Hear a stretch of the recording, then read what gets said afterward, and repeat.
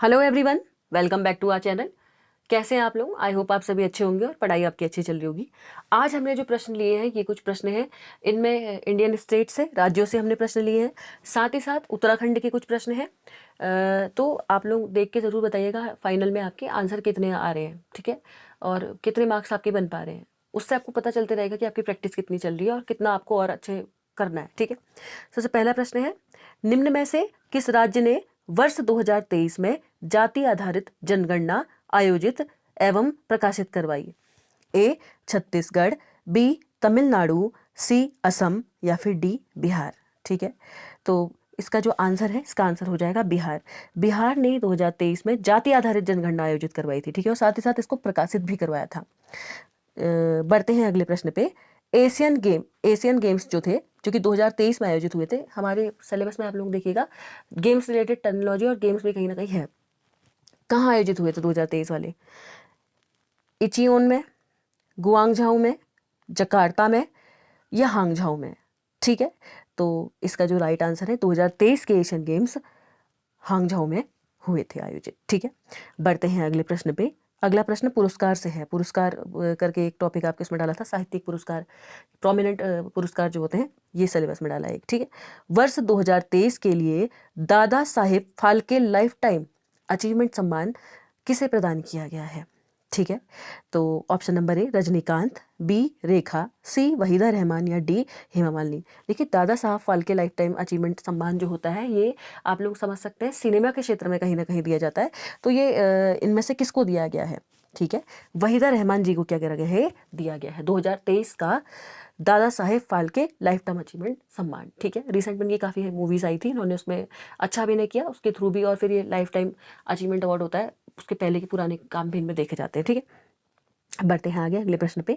अगला प्रश्न है, वर्ष 2023 का नोबेल शांति पुरस्कार डैश को प्रदान किया गया है? ठीक है, क्लाउडिया गोलिडन, बाराक ओबामा, नरगिस मोहम्मदी या पियरे एगोस्टिनी। सबसे पहले बात कर लेते हैं कि नोबेल प्राइज़ जो है वो दिया कितनी चीज़ों में जाता है, ठीक है, और किस चीज़ में नहीं दिया जाता है। याद रखिएगा, गणित में, मैथ्स में नहीं दिया जाता है।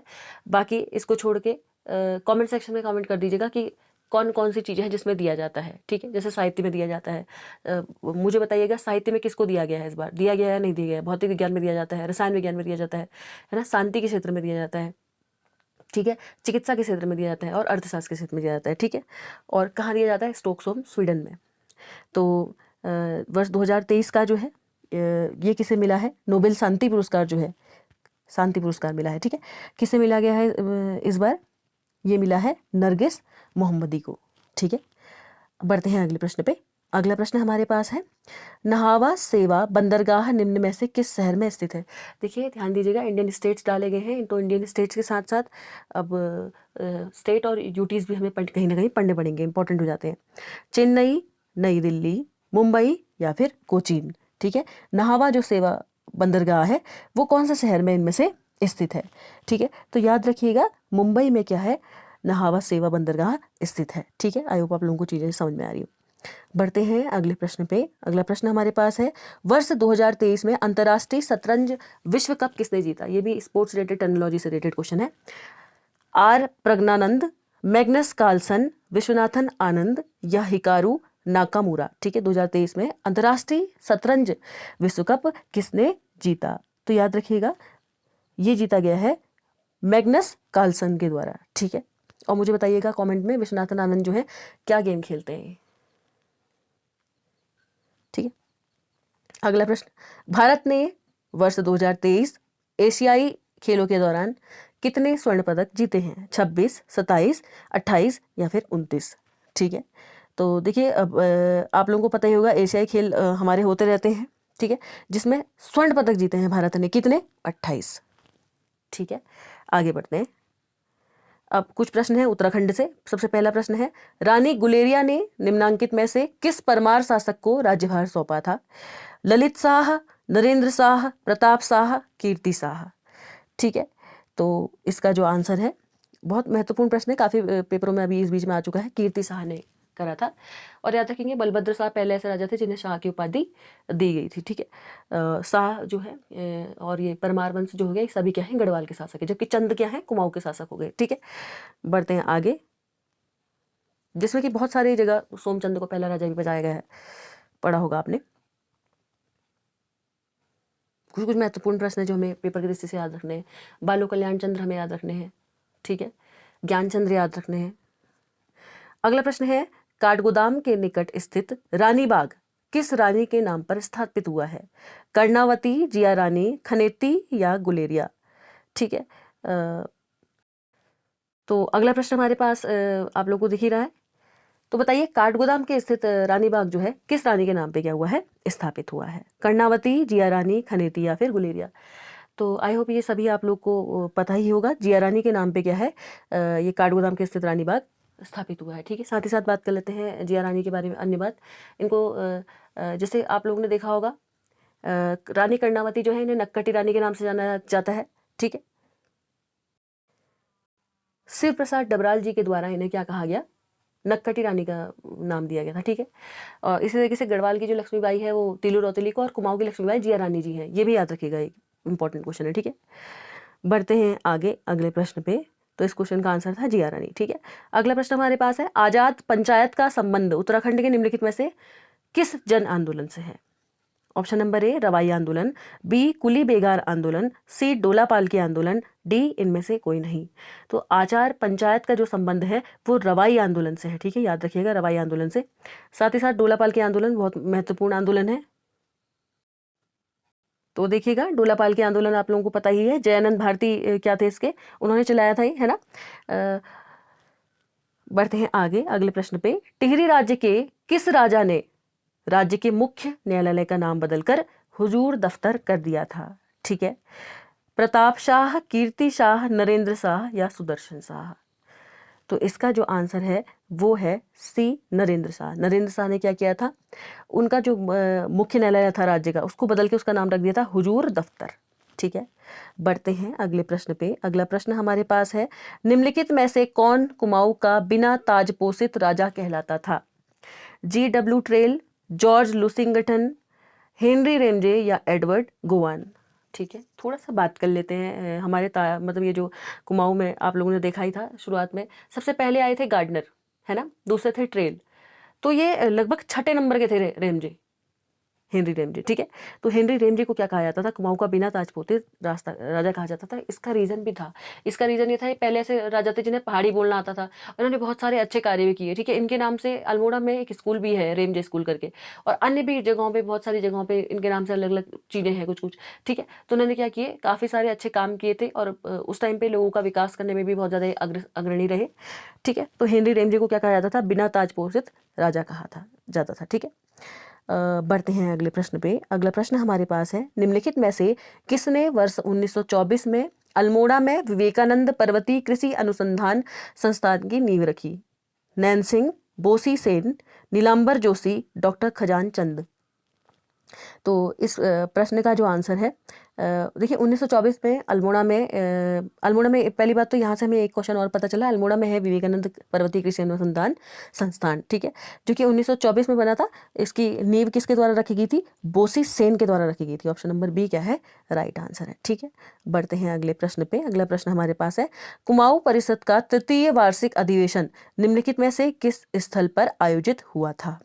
कोटद्वार, काशीपुर, हल्द्वानी या फिर बागेश्वर, ठीक है। तो कुमाऊं परिषद का तृतीय वार्षिक अधिवेशन था। इसमें बहुत सारे जने कंफ्यूजन में चले जाएंगे कि कुमाऊं से रिलेटेड है तो कोई भी कुमाऊनी जिला हो जाएगा, जबकि इसका आंसर कोटद्वार है, ठीक है। तो कोटद्वार इसका राइट आंसर है। बढ़ते हैं आगे, और कमेंट सेक्शन में मुझे बताइएगा काशीपुर का पुराना नाम क्या है? बहुत बार आ चुका है, बड़ा फेमस क्वेश्चन, और एक उत्तर काशी का पुराना नाम भी। अगला प्रश्न, निम्नांकित में से कौन सा उत्तराखंड निवासी आजाद हिंद फौज INA से संबंधित था? ए बलभद्र सिंह नेगी, बी दरबान सिंह, सी गबन सिंह नेगी या फिर डी चंद्र सिंह नेगी, ठीक है। तो कौन सा आप कह सकते हैं आजाद हिंद फौज से संबंधित था इनमें से, ठीक है। तो इसका आंसर है डी, चंद्र सिंह नेगी जी जो हैं ये आजाद हिंद फौज से संबंधित थे। ठीक है, बढ़ते हैं अगले प्रश्न पे। अगला प्रश्न हमारे पास है, वर्ष 1936 में गढ़वाल सेवा संघ की स्थापना कहाँ की गई थी? तो इस प्रश्न से हमें ये दो चीजें पता चली। 1936 में क्या हुई थी? गढ़वाल सेवा संघ की क्या हुई थी?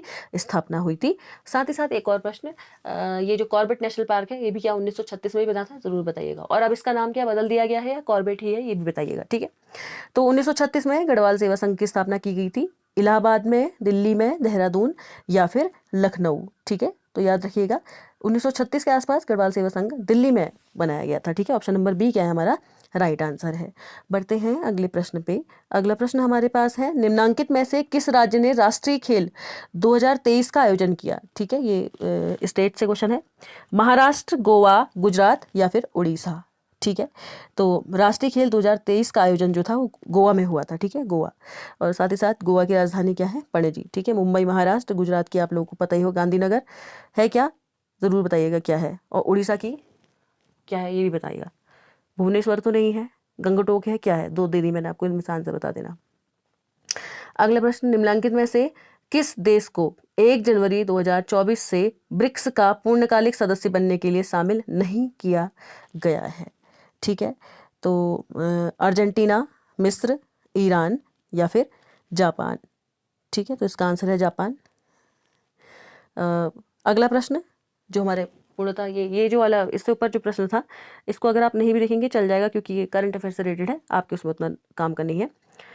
अगला प्रश्न है, लखू उड्यार के शैल चित्र जो है उत्तराखंड के किस जनपद में स्थित हैं? चमोली, उत्तरकाशी, अल्मोड़ा, चंपावत। देखिए, लखू उड्यार के जो शैल चित्र हैं वो कहाँ से प्राप्त हुए हैं भाई? वो प्राप्त हुए हैं अल्मोड़ा से। ठीक है, याद रखिएगा, सुयाल नदी के तट पे अल्मोड़ा के आसपास ये प्राप्त हुए हैं। ठीक है, अगला प्रश्न देख लेते हैं। अगला प्रश्न हमारे पास है, निम्नलिखित में से किसे बाल्यकाल में गोसाई दत्त के नाम से जाना जाता था? लोकरत्न पंत, सुमित्रानंदन पंत, गोविंद बल्लभ पंत या गंगादत्त उप्रेती। ठीक है, तो बाल्यकाल में गोसाई दत्त नाम से जाने जाने वाले कौन थे? सुमित्रानंदन पंत जी थे। ठीक है, ऑप्शन नंबर बी क्या हो जाएगा हमारा राइट आंसर। सुमित्रानंदन पंत जी को आप कह सकते हैं बाल्यकाल में जब वो छोटे थे गोसाई दत्त नाम से भी जाना जाता था। ठीक है, अगला प्रश्न हमारे पास है, निम्नलिखित में से कौन सा एक सुसिर वाद्य है? ठीक है, कौन सा है सुसिर वाद्य? हुड़का, नागफनी, ढोल या फिर दो तारा। ठीक है, तो इसका जो आंसर है वो है नागफनी। ठीक है, यहाँ पे वैसे नागफनी दिया है, इसको वैसे कहीं कहीं पे ऐसा भी लिखा मिलेगा आपको, नागफणी ऐसा भी लिखा मिलेगा। ठीक है, तो ये भी सही हो जाएगा। तो ऑप्शन नंबर बी ये क्या है? एक तरीके का सुसिर वाद्य है। कौन? नागफनी कहिए या नागफणी कहिए। ठीक है, ये शिव जी के लिए जनरली बजता है। ठीक है, वाद्य यंत्र उत्तराखंड में। ठीक है, तो कैसे लगी आज की सीरीज़ आपको? कमेंट सेक्शन में कमेंट करके जरूर बताइएगा। आपके मार्क्स कितने आए, आप कौन से ज़िले से देख रहे हैं, कितने कैसा सेशन आपको लगा, ज़रूर बताइएगा कितने मार्क्स आए। ठीक है, थैंक यू।